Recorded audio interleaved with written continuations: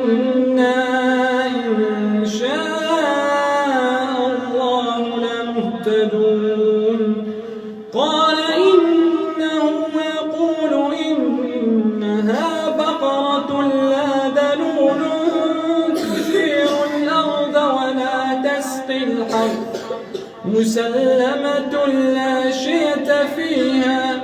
قالوا الآن جئت بالحق فذبحوها وما كادوا يفعلون وإذ قتلتم نفسا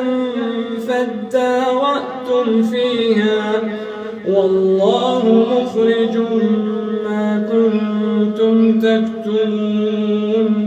فقلنا اضربوه ببعضها كذلك يحيي الله الموتى ويريكم آياته لعلكم تعقلون ثم قست قلوبكم من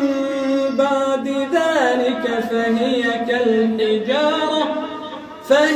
كالحجارة أو أشد قسوة